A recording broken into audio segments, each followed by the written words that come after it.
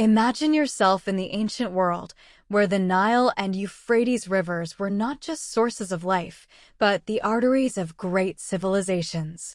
On the horizon, majestic pyramids rise, their gleaming stones reflecting the sunlight as if the gods themselves had ordained their construction. In Babylon, you can hear the sound of water flowing through incredible multi-tiered gardens. In Olympia, the statue of Zeus stands so grand that its smile seems to bring time itself to life. This world was full of mysteries, aspirations, and an endless thirst to leave a mark on history. The seven wonders of the world are not just structures.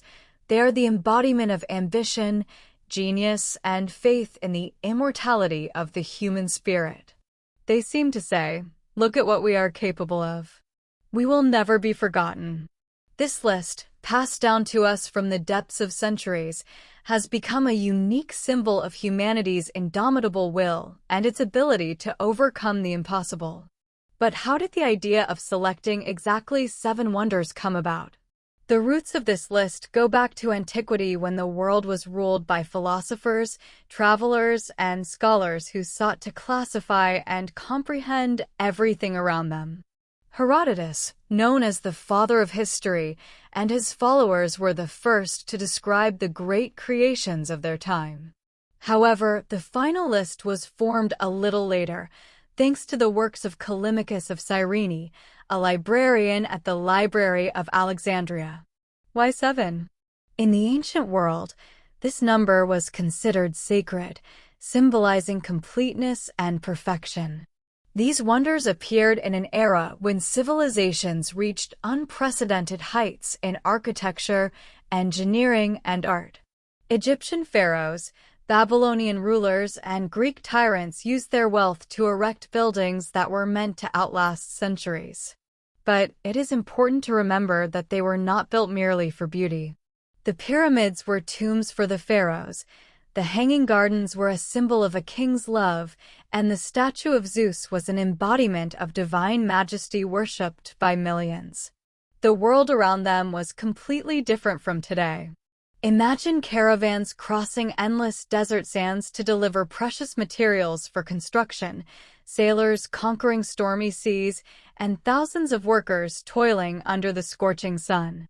Each wonder is part of a history that shows how far a person can go when driven by a dream and the pursuit of immortal glory. The 7 wonders of the world are a bridge between the past and the present. They not only tell us about the achievements of those times, but also remind us that dreams can transcend centuries. Now, let's travel back in time to learn how each of these magnificent structures came to be, who created them and why, and how they changed the world. The Great Pyramid of Giza. Let us travel to Egypt, the land where the history of wonders began. Amidst the sands and scorching sun of the desert rises a monumental structure that still astonishes with its grandeur. The Great Pyramid, the only one of the 7 wonders of the world that has survived to this day. The pyramid was built around 2560 BC during the reign of Pharaoh Khufu, Cheops. This structure, nearly 147 meters, 481 feet, high, was the tallest in the world for millennia. Today, it is slightly shorter due to the loss of its outer casing stones, but it remains a symbol of the genius and ambition of the ancient Egyptian civilization. Its construction process is a true mystery. Creating the pyramid required about 2.3 million stone blocks, with a total weight estimated at 6 million tons. Each block, depending on its size, weighed from 2.5 to 80 tons. How did the ancient Egyptians move such massive stones? Scientists believe they used sleds sliding over wet sand to minimize friction. Recent finds have shown that the Egyptians built special canals and platforms to deliver stone blocks directly to the construction site using boats. Initially, the pyramid was covered with smooth, white limestone casing stones that polished to a high sheen, reflecting sunlight and turning it into a dazzling beacon in the desert. Unfortunately, this covering has almost completely disappeared, but it once made the pyramid truly unforgettable. The construction technology of the pyramid is still debated. Some suggest that the blocks were raised using straight ramps that were lengthened as the pyramid grew. Others believe that spiral ramps or a complex system of levers were used. Regardless of the method, it was an engineering marvel that still inspires awe today. However, the pyramid was not just an engineering project, it had profound spiritual significance. Pharaoh Khufu considered himself a divine intermediary between earth and heaven, and the pyramid was his stairway to the afterlife. The central burial chamber, carved from granite, was located deep inside the pyramid. It was protected by a complex system of passages and massive stone plugs designed to protect the burial from robbers. The Egyptian workers who built this monument were not slaves, as was long believed, but respected builders who were well-fed, which gave them the strength for heavy labor. Recent excavations have shown that many workers were skilled craftsmen. The engineering genius of the builders. When it comes to the construction of the Great Pyramid of Giza, one can't help but wonder how the ancient Egyptians, without modern technology, could create such a grandiose structure. The answer lies in their amazing technical achievements, which were ahead of their time. First and foremost, the precision of the design is astounding. Its sides are oriented almost perfectly to the cardinal points, and the base is leveled with a minimal height difference. To create a level foundation, the builders used a technique of water leveling, which allowed them to achieve exceptional structural stability. Construction required precise calculation and organization. The Egyptians demonstrated mastery in using ramps to lift the blocks. One possible technology was spiral ramps, which allowed them to reduce the angle of inclination and distribute the effort. Ramps are inclined structures that the ancient Egyptians used to lift heavy stone blocks to great heights during the construction of the pyramid. Imagine a long, sloping hill up which a stone could be pulled. Blocks of stone were placed on sleds, and workers pulled these sleds along the ramp's surface. To make the sleds slide more easily, the sand beneath them was moistened with water, which reduced friction and made the work easier. As the pyramid grew taller, the ramp was extended or a new one was built to continue lifting the blocks. The ramps could be different, straight, leading to one side of the pyramid, or spiral, winding around it. A spiral ramp allowed the stones to be lifted gradually without creating too steep a slope. When a block reached the required height, it was placed in the pyramid structure, and the workers went for the next one. It was an incredibly labor-intensive but effective system, especially considering that the Egyptians did not have modern cranes. The work with granite deserves special admiration. These dense and heavy stones, delivered from quarries hundreds of kilometers away, were processed to perfect smoothness using copper tools, sand, and water. This technology was incredibly demanding, but it explains the high quality of the finish in the pyramid's internal chambers. The ancient Egyptians also used a system of relieving chambers above the burial chamber to redistribute the pressure from the massive layers of stone blocks. This solution demonstrated their deep understanding of physics and structural engineering. Myths and mysteries of the Great Pyramid.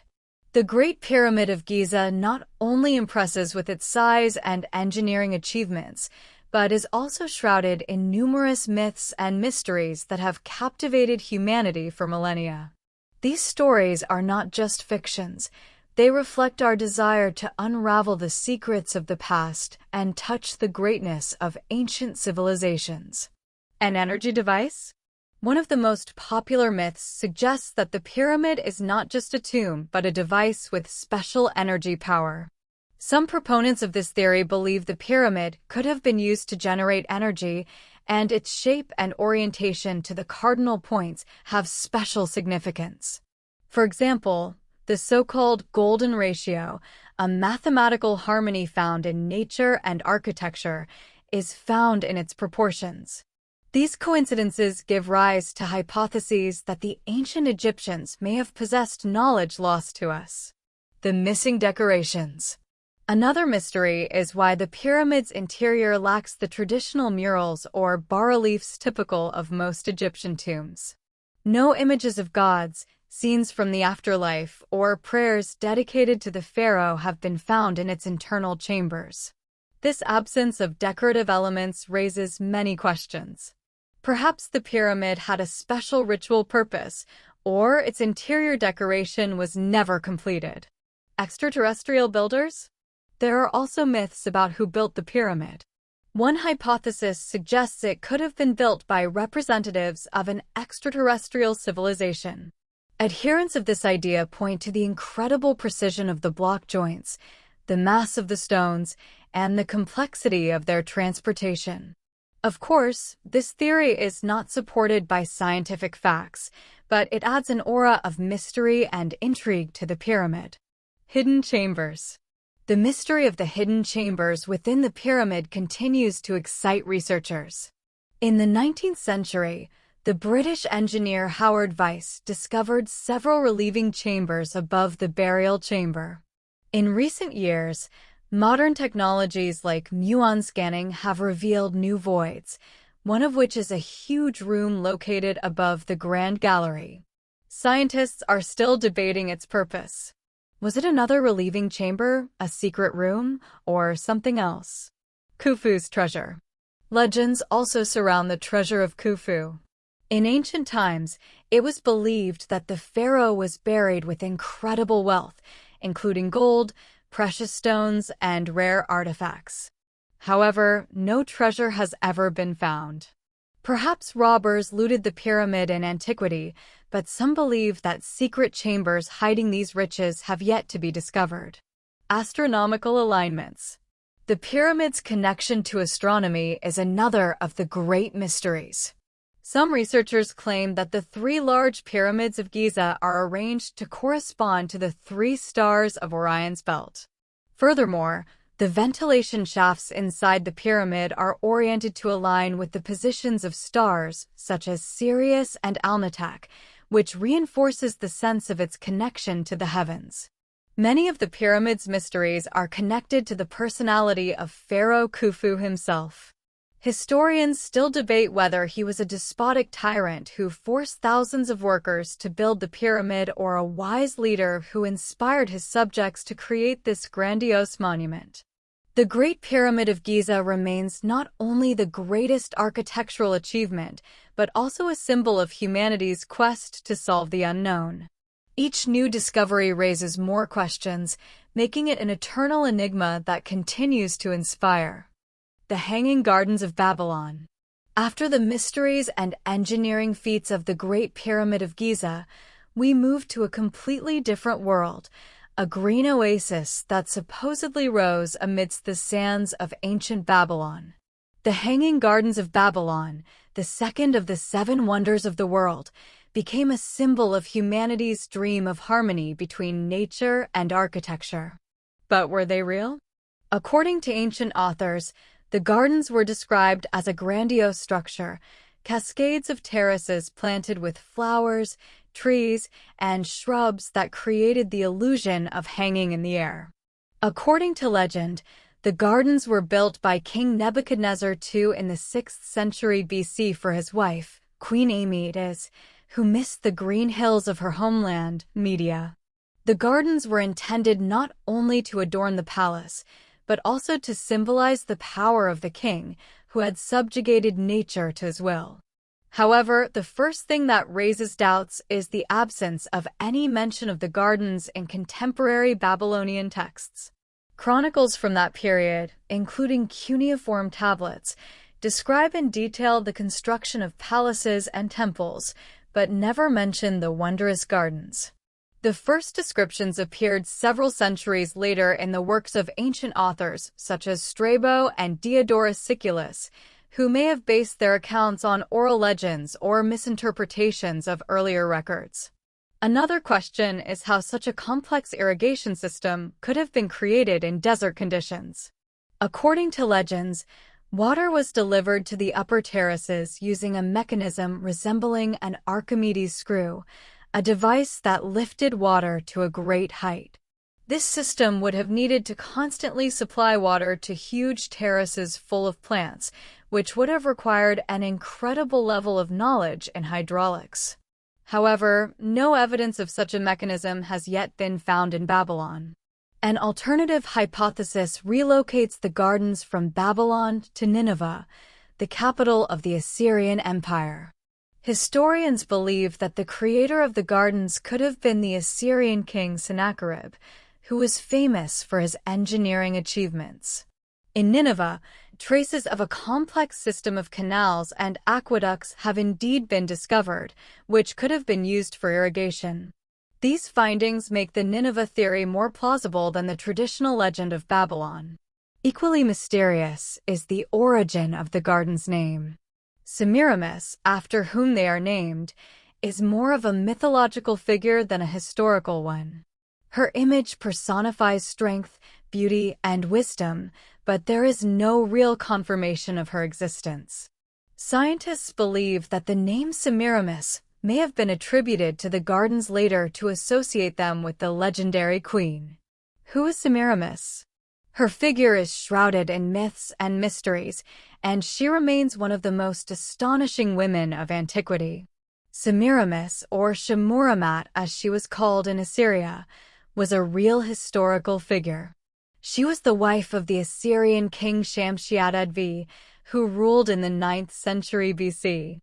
After her husband's death, she became regent for her son, Adad-Nirari III, temporarily taking control of one of the most powerful empires of that time.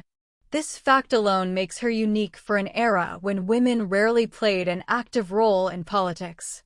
However, her story is not limited to dry facts. Greek and Roman historians like Diodorus Siculus and Herodotus transformed Semiramis into an almost mythical figure. In their descriptions, she appeared as a wise, powerful, and incredibly beautiful woman whose deeds bordered on legend. Her name was associated with the founding of Babylon and the construction of its walls, temples, and palaces. Many believed that it was she who was the inspiration or even the creator of the Hanging Gardens. Semiramis was also depicted as a skilled military commander who expanded the empire's borders. According to one legend, she even tried to conquer India but was forced to retreat after facing strong resistance. Her wisdom and ability to find solutions to the most difficult situations were also emphasized, which allowed her to remain in power in a world ruled by powerful men. Legends about her origin also add to her mystique. According to one story, she was the daughter of the goddess Derceto, who abandoned her newborn daughter to fate. A shepherd found the girl, and later the king noticed her and took her as his wife. This mythical plot was likely added later to emphasize her divine origin and greatness. However, many of her feats described in ancient texts are not confirmed by historical data. Historians believe that her actual role was more modest. As regent, she ruled the state during a period of instability and strengthened her son's power. Nevertheless, her name became a symbol of female strength and leadership. Semiramis became a composite image, embodying the traits of various influential women and rulers. She was and remains a legend, the personification of beauty, wisdom, and power. What could the Hanging Gardens have looked like? Descriptions of the gardens preserved in the works of ancient authors inspire researchers and artists to recreate their image. Although archaeological evidence is scarce, reconstructions based on texts and ancient engineering knowledge allow us to imagine what this green oasis might have been like. Imagine a massive, multi-level structure built of brick or stone. Each terrace, supported by sturdy columns and arches, was a platform for a layer of soil where trees, shrubs, and flowers grew. The plants were arranged so that cascades of greenery descending from the upper terraces created the illusion of hanging gardens floating in the air. The terraces were connected by stairs or sloping paths, allowing palace residents and guests to stroll among the lush vegetation. The central element of the garden was likely a complex water supply system. Ancient texts describe a mechanism that delivered water from the Euphrates River to the top of the structure. Perhaps it was a chain pump-like mechanism or a series of water lifts. The water then flowed down through cascades or small streams, irrigating the plants on each level. The sound of flowing water would have created an atmosphere of tranquility and filled the gardens with the sounds of nature. The gardens likely presented a striking contrast to the surrounding desert landscape. The vegetation could have included exotic trees and flowers brought from various regions, such as Media, the homeland of Queen Amedes. Perhaps among the plants growing there were pomegranates, cypresses, date palms, jasmine, and roses, which added not only beauty, but also a fragrance that filled the air. To give the structures strength, asphalt and baked bricks were used, which were characteristic of Babylonian architecture. A layer of insulation made of stone and reeds soaked in resin could have prevented water leakage, which was especially important for preserving the terraces. The gardens were surely surrounded by palace walls, protecting them from the scorching sun and desert winds. In the evening, as the sun set on the horizon, the gardens might have been filled with the golden hues of sunset, making them even more majestic. It is likely that the gardens contained fountains, statues, and benches for rest, turning this place into a true paradise for the ruling elite. Although all these details remain hypothetical, reconstructions allow us to see how magnificent and amazing this wonder oasis could have been. The statue of Zeus at Olympia. After the grandeur and mystery of the Hanging Gardens, we travel to Greece, the land of philosophy, art, and deep reverence for its gods. In the very heart of this civilization, in sacred Olympia, stood one of the 7 wonders of the world, the statue of Zeus, which became the embodiment of the majesty and power of the supreme god of the Greek pantheon. Zeus was not just the god of thunder and lightning, but also the protector of order and justice. Olympia, where the main sanctuary of Zeus was located, became a symbol of the unity of the Greek city-states. It was here that not only religious rites were performed, but also the Olympic Games were held in his honor. The Games served not only as athletic competitions, but also as an important symbol of the Hellenic world, embodying the unity of mind and spirit ideals associated with Zeus. The statue of Zeus, created by the famous sculptor Phidias around 435 BC, was not just a work of art, it became a symbol of the absolute power of a god over the world. The statue's height was about 12 meters, 40 feet, making it one of the largest sculptures of its time. Zeus was depicted seated on a throne, his imposing figure personifying majesty and power. In one hand, he held a statuette of Nike, the goddess of victory, symbolizing triumph, and in the other, a scepter with an eagle, which represented his rule over earth and heaven. The throne itself was a masterpiece, adorned with ivory, gold, ebony, and precious stones. On its surface, Phidias depicted scenes from Greek mythology, emphasizing the divine origin of Zeus and his victories over chaos. This combination of exquisite materials and detailed carving made the statue incredibly impressive, especially in the soft light of the temple. For the Greeks, the statue was not only an object of worship, but also the embodiment of an ideal. It symbolized the harmony between the human and the divine, showing how art can reflect the greatness of the gods. The majestic figure of Zeus inspired awe and reverence, reminding everyone of his all-seeing power. The temple became a place of pilgrimage, where people from all over Greece flocked to see this masterpiece. The statue of Zeus inspired, reminded of the strength and unity of the Hellenes, and also of the importance of religion in their lives. For the ancient Greeks, it was not just an image of a god, but a symbol of their culture, faith, and pursuit of perfection. The creation of the statue. The creation of the statue of Zeus in Olympia was one of the most complex and ambitious projects of antiquity, demonstrating the incredible skill of ancient Greek sculptors. Phidias, a famous master of his time, applied unique artistic and engineering techniques to create not just a statue, but an image that would inspire reverence and remind of the divine power of Zeus. The core of the sculpture was a wooden frame that served as a skeleton for attaching other materials. To strengthen the structure, special inserts and joints treated with moisture-resistant compounds were used. The frame was hidden under layers of gold and ivory, creating the effect of a living, breathing body. This technique is known as chryselephantine. Ivory plates, carefully polished, were used for the body of Zeus, conveying the texture and radiance of human skin.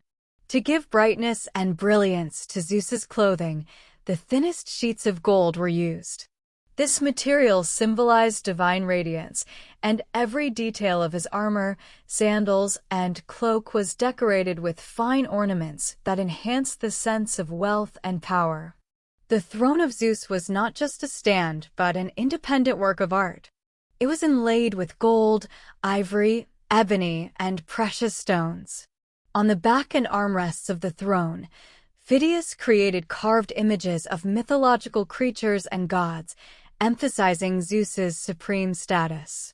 Among the carved figures were sphinxes, griffins, and scenes from mythology, including scenes of the battle of the gods and titans, highlighting the victorious nature of Zeus. The details of the statue emphasized its grandeur. The eyes of Zeus were made of precious stones, giving his gaze depth and expressiveness. The light falling on the statue and the statuette of Nike in the god's hand looked so delicate and elaborate that it was considered a separate work of art. The scepter that Zeus held in his other hand was decorated with emeralds. The natural light falling through the windows was carefully planned to illuminate the figure of Zeus in such a way that he looked radiant, as if alive. The effect was enhanced by the reflection of light from the gold and ivory surfaces, creating a mystical atmosphere. Phidias's workshop in Olympia, where the statue was created, was equipped with the latest technology of that time. The best craftsmen worked here, engaged in the processing of metals, ivory, and wood. The remains of molds and tools found in this workshop testify to how labor-intensive and precise the process of creating the statue was. The disappearance of a masterpiece. The story of the statue of Zeus in Olympia ended tragically and remains a mystery that researchers are still trying to solve. This masterpiece of ancient art, created to praise the supreme god of the ancient Greeks, survived centuries of admiration but eventually disappeared, leaving behind only memories and legends. For several centuries, the statue of Zeus adorned the temple in Olympia, attracting pilgrims from all over Greece and other regions of the Mediterranean. It was not only a religious object, but also a symbol of cultural greatness. However, with the decline of the Olympic Games and the ban on pagan rites in 394 AD by order of Emperor Theodosius I, the Temple of Zeus lost its significance. Over time, its structures began to collapse, leaving the statue without proper protection.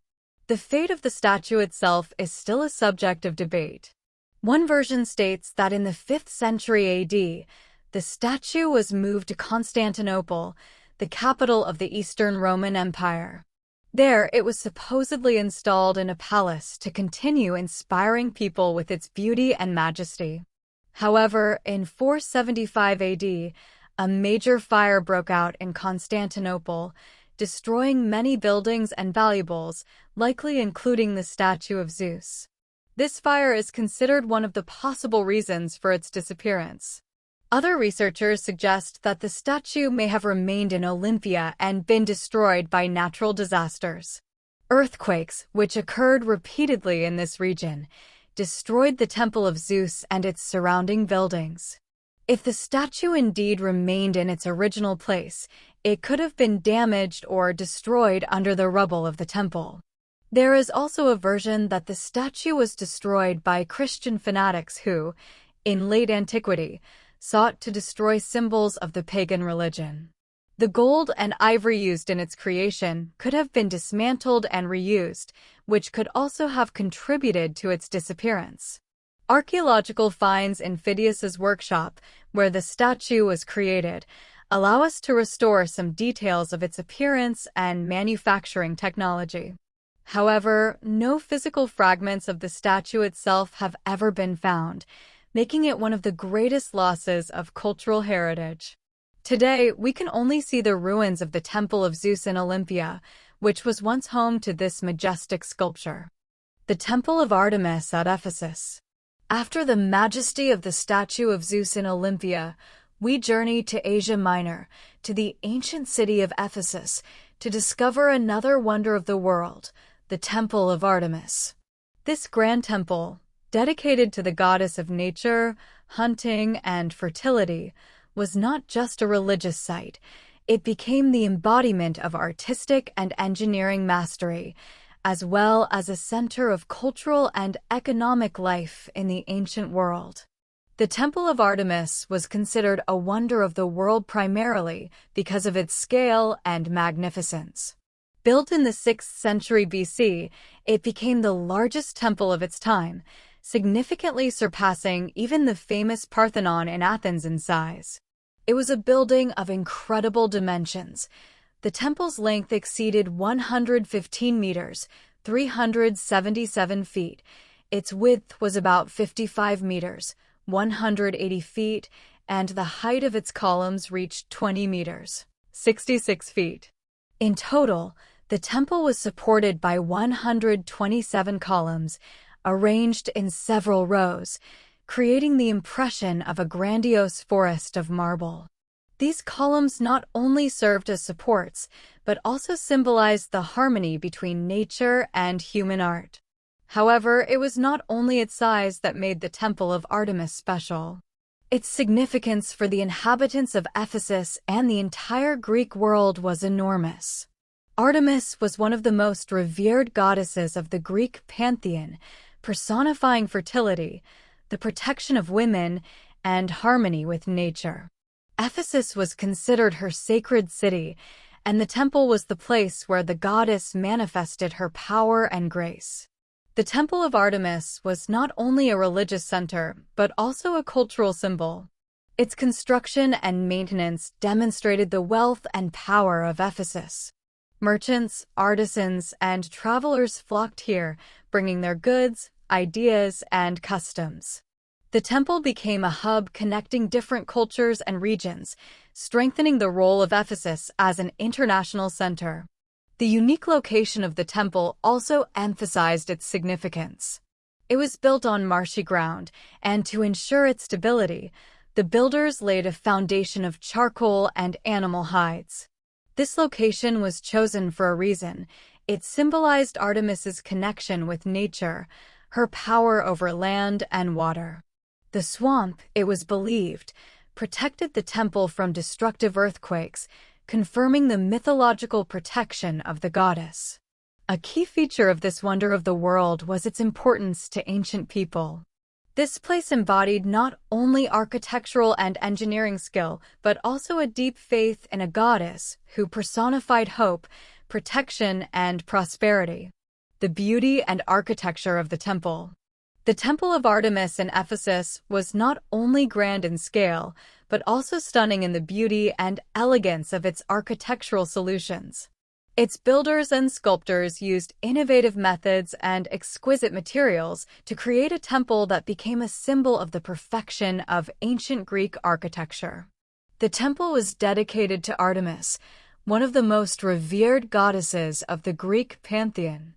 She personified nature, hunting, fertility, and the protection of women. Artemis was the goddess to whom people turned for help in childbirth and for the protection of young girls. Her connection with nature was emphasized by her image as a huntress surrounded by wild animals. In Ephesus, she was especially revered as a goddess of fertility and the patroness of the city, associating her with the abundance and prosperity of the region. It was these aspects of her cult that were reflected in the architecture and decoration of the temple. The temple was built in the Ionic style, known for its elegance and proportions. Its massive columns, about 20 meters high, not only supported the roof but also created a sense of lightness and harmony. In total, the temple had 127 columns, each covered with carvings depicting mythological scenes, patterns, and symbols related to the goddess Artemis. Some of the columns were so exquisitely decorated that they were considered works of art in themselves. The main part of the temple was built of marble, which gave it a radiant glow in the sun. For some details, precious materials such as gold and ivory were used, emphasizing the wealth and grandeur of Ephesus. Carved panels adorning the walls and porticos depicted scenes from myths related to Artemis, hunting, and nature. These bas-reliefs not only decorated the temple, but also told stories that were familiar to every visitor. The central place in the temple was occupied by the statue of Artemis, which was a masterpiece in itself. It was made of gold and ivory, and her clothing was covered with images of animals and symbols of fertility, such as bees and deer. This emphasized the goddess's connection with nature and her role as the patroness of all living things. The statue, according to descriptions, had a solemn and majestic appearance, inspiring awe in everyone who entered the temple. Another unique feature of the temple was its roof.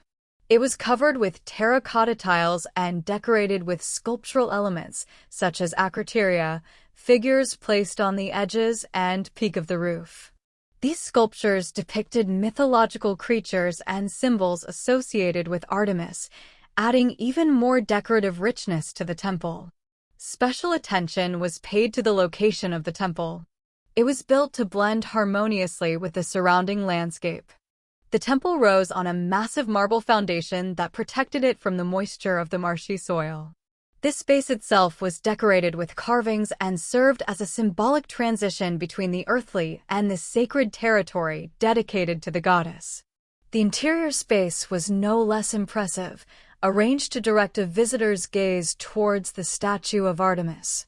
Light entered the temple through windows high on the walls, creating an effect of mysterious radiance that seemed to emanate from the statue itself.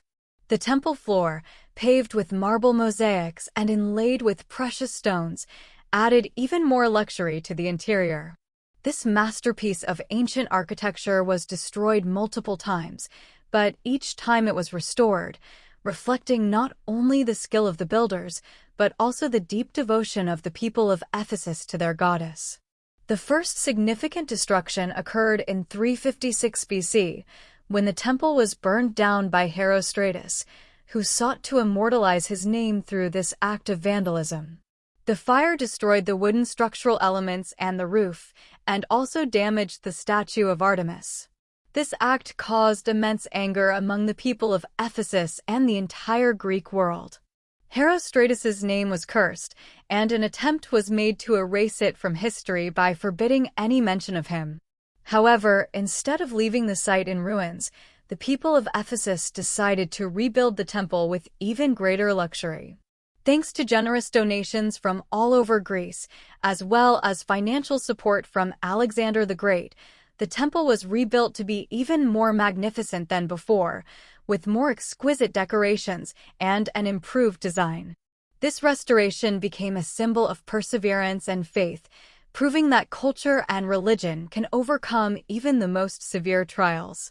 But tragedy did not spare the temple in the future. In the 3rd century AD, Ephesus was attacked by the Goths, who plundered the city and damaged the temple. This event became a turning point in its history. It was never again restored to its full scale.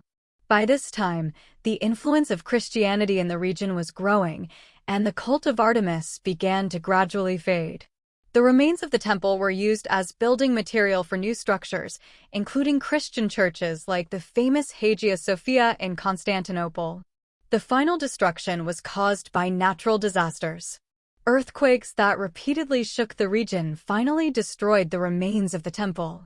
By the 6th century AD, the place where one of the greatest wonders of the world once stood had turned into abandoned ruins. Despite this, the memory of the Temple of Artemis lived on in ancient texts and legends. In the 19th century, archaeologists began excavations in Ephesus, discovering the remains of the temple's foundation, as well as fragments of its columns and decorations.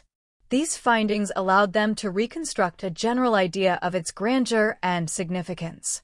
Today, the site where the temple once stood attracts travelers from all over the world, an archaeological zone located not far from the modern city of Selçuk in Turkey. The Mausoleum at Halicarnassus. Moving on from the grandeur of the Temple of Artemis at Ephesus, we travel to the city of Halicarnassus, located on the Aegean coast, modern-day Bodrum, Turkey. It was here that another wonder of the world was located, the majestic Mausoleum, built in honor of King Mausolus and his wife, Artemisia. This monument became not only a symbol of eternal love and devotion, but also the embodiment of the ambitions of rulers who sought to leave their mark on history. Mausolus was the ruler of Caria in the 4th century BC. His domains were under the influence of the Persian Empire, but he was effectively an independent ruler, skillfully navigating between the great powers of his time. Mausolus was an outstanding politician and strategist. He strengthened his power, expanded the borders of Caria, and turned Halicarnassus into a thriving cultural and economic center. One of his main achievements was moving the capital of Caria to Halicarnassus, where he began grandiose construction projects, including fortifications, palaces, and, of course, the mausoleum that would later become legendary. However, Mausolus was known not only for his political activities, but also for his close relationship with his wife and sister, Artemisia. In that era, such a union was not just a family matter, but also a political one. Artemisia was not only Mausolus's faithful companion, but also his equal in governing the state. She was distinguished by her intelligence, education, and desire to strengthen the greatness of Caria. Together, they created a cultural legacy that was admired by their contemporaries and descendants. After Mausolus's death in 353 BC, Artemisia was devastated by the loss. To perpetuate his memory and express her love, she decided to build a grand mausoleum. This monument was meant to be not only a burial place, but also to symbolize the greatness of Mausolus and Caria. Legends say that Artemisia grieved so deeply for the loss of her husband that she even drank his ashes mixed with wine so that she would always carry a part of him with her. Although this may be an exaggeration, it underscores the depth of her grief and devotion. To build the mausoleum, Artemisia brought in the best masters and architects of her time, including Satyrus and Pythias, as well as the famous sculptors Scopas, Bryaxis, Timotheus, and Leocares. She not only invested immense resources into creating this wonder, but also personally supervised every stage to ensure that the mausoleum would be a worthy commemoration of her husband. The architecture of the mausoleum. The mausoleum at Halicarnassus became not just the tomb of King Mausolus and his wife Artemisia, but an outstanding architectural masterpiece that impresses with its unique sophistication. Its design combined elements of Greek, Carian, and Persian architecture, symbolizing the multifaceted culture of Caria and its connection to different civilizations. The height of the mausoleum was about 45 meters, 148 feet, making it one of the tallest buildings of its time. It stood on a massive rectangular base of white marble. The base, which was a stepped platform, symbolized strength and majesty, creating a powerful foundation for the entire structure. Above the base rose rows of columns in the Ionic style, which surrounded the tomb. There were 36 columns in total, supporting a roof and creating an impression of lightness and grace. Between the columns were decorative panels with bas-reliefs depicting scenes from mythology and great deeds, emphasizing the idea of Mausolus's divine greatness. The pyramidal roof of the mausoleum was particularly eye-catching.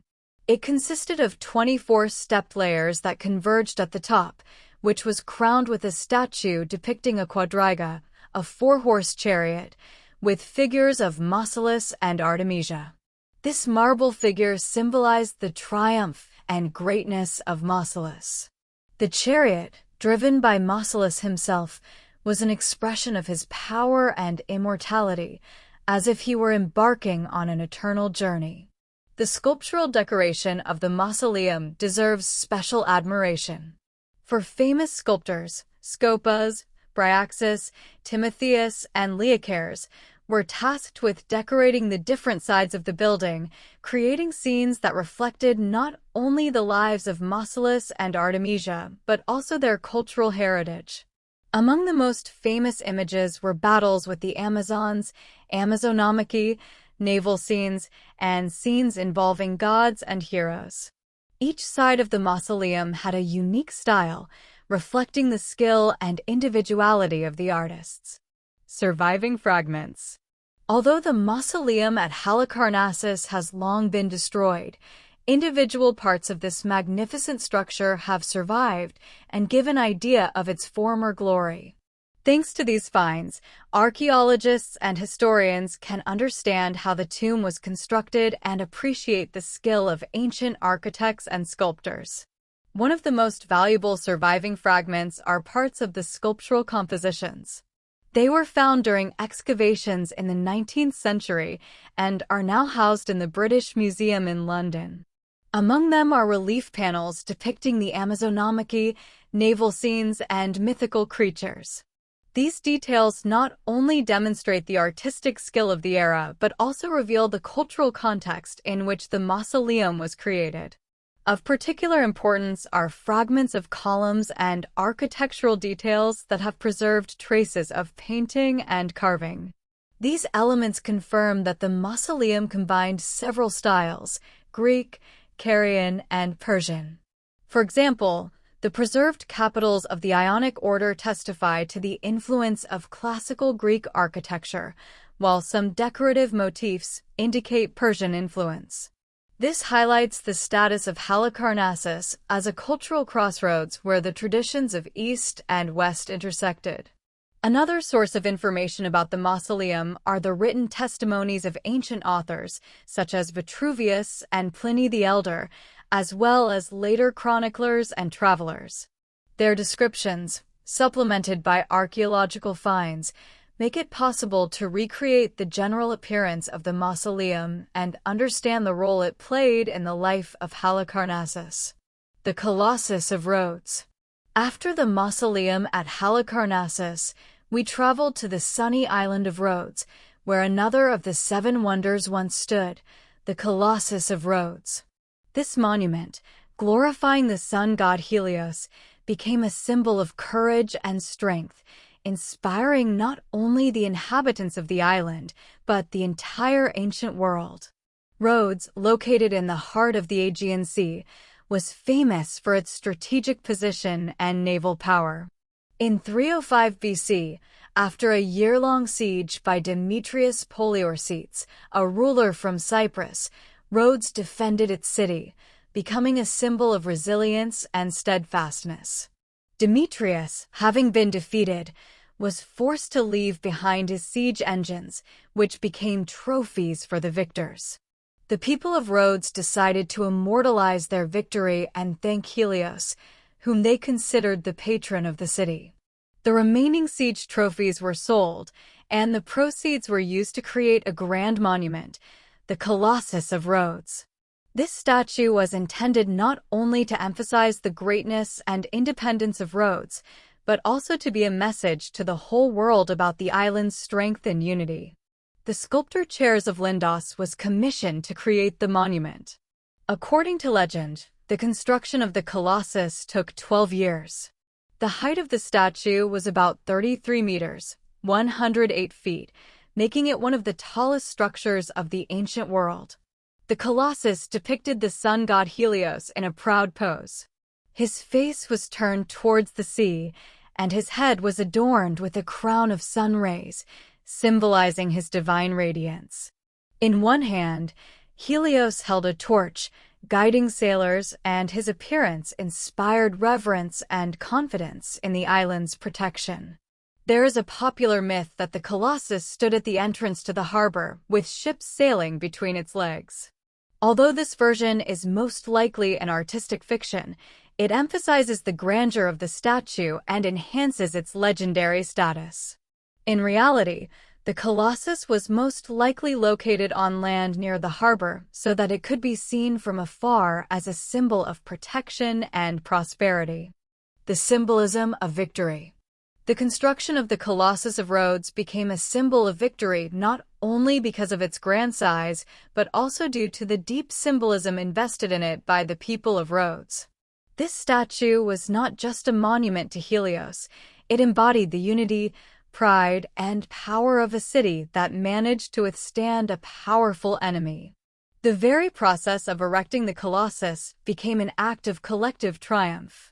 All layers of society participated in the project, from selling the trophies to working on the construction.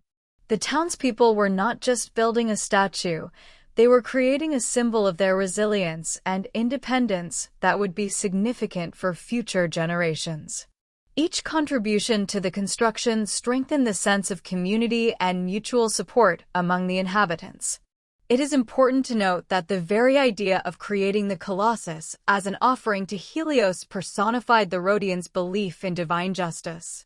They believed their victory was a gift from the gods for their courage. The statue became a visible reminder that even the most powerful opponents can be defeated if one acts with determination and faith. Another important point was the location of the Colossus.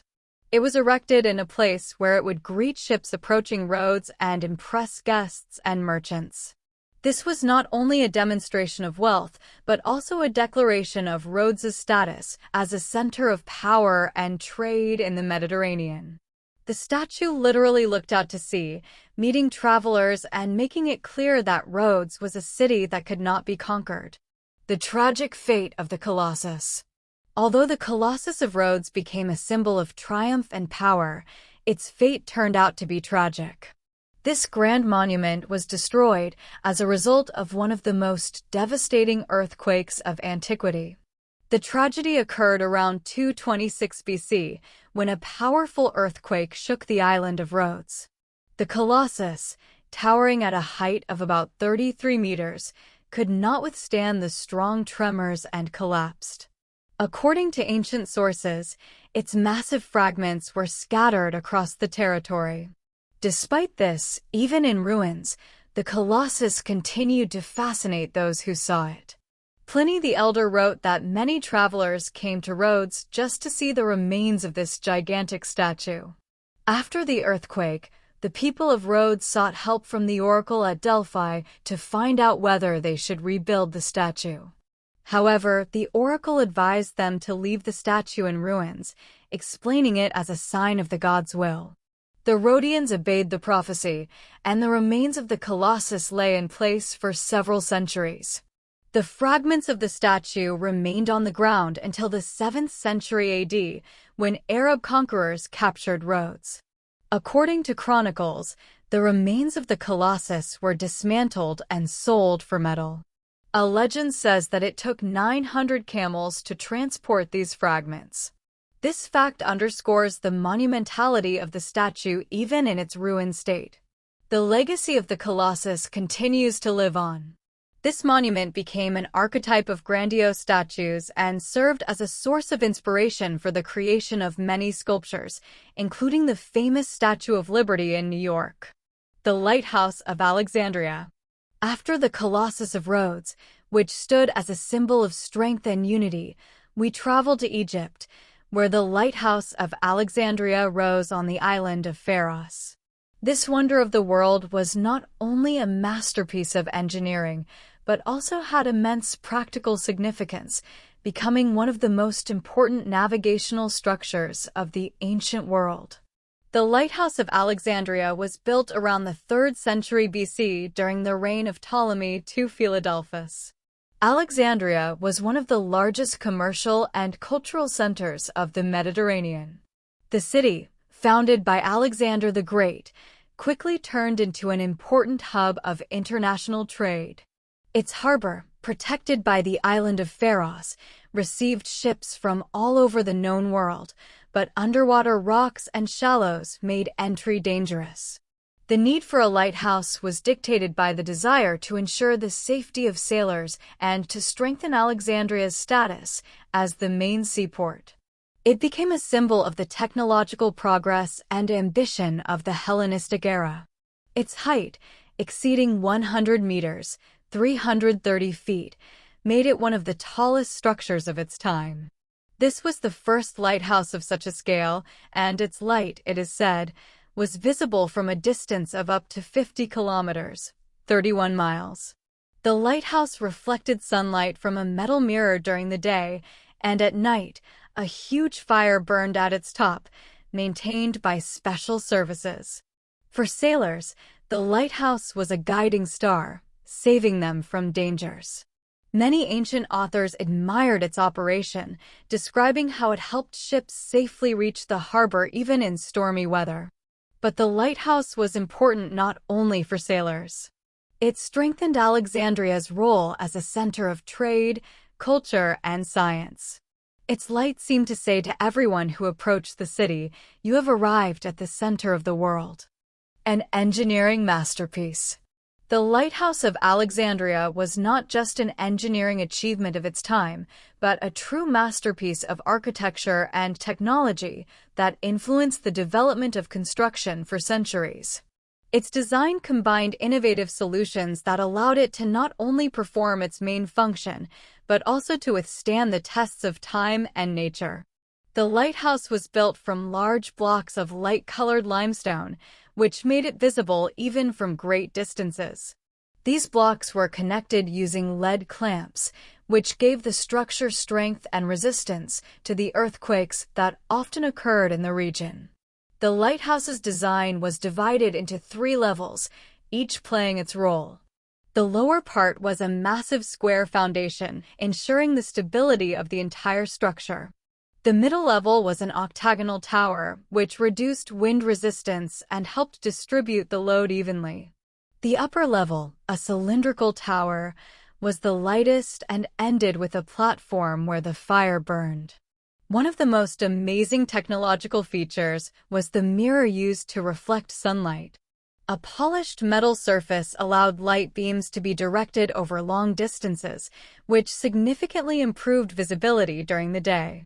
At night, a large fire was lit at the top of the lighthouse, the light of which was also amplified by the mirror.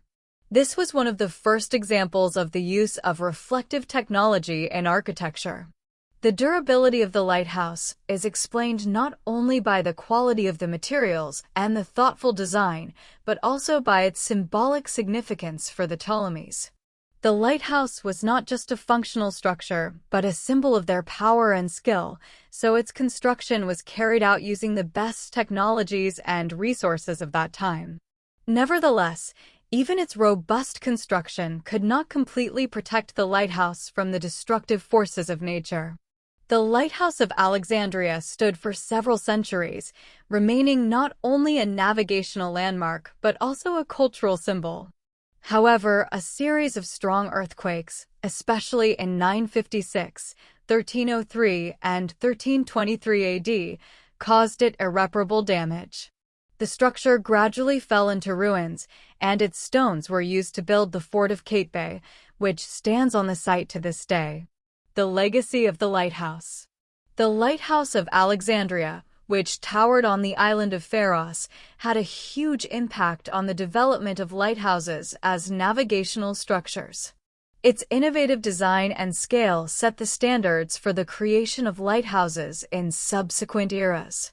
First of all, the Lighthouse of Alexandria established the concept of a lighthouse as a multifunctional structure. It was not just a landmark for sailors, but also a symbol of power, strength, and cultural greatness. The idea of combining practical utility with aesthetics and symbolism was reflected in lighthouses built in its example. The symbolic role of the lighthouse as a light in the darkness was also inherited from the Pharos lighthouse. For sailors, the lighthouse became not only a life-saving landmark, but also a symbol of hope, overcoming dangers, and approaching home. Many modern lighthouses were inspired by the legend of the Alexandrian lighthouse, including such famous structures as the Tower of Hercules in Spain and the Statue of Liberty in New York, which is also a lighthouse and at the same time a symbol of greatness and freedom. Epilogue: The fate of the wonders. Why have most of the 7 wonders of the world not survived? The answer is both simple and complex. It was influenced by many factors, from natural disasters to human carelessness. Just imagine, these majestic structures were erected thousands of years ago, in an era without technologies that could protect buildings from destruction. Architects and builders reached heights of mastery using stone, wood, and marble, but even the strongest materials are subject to decay. Natural disasters played their part. For example, the Mausoleum at Halicarnassus, which stood for several hundred years, was destroyed by earthquakes. Earthquakes also wiped the Colossus of Rhodes from the face of the earth. Human activity also became a cause of loss. The Lighthouse of Alexandria, which proudly rose above the Mediterranean Sea, was partially destroyed by earthquakes, but finally dismantled by people who used its stones for construction. A similar fate befell other wonders.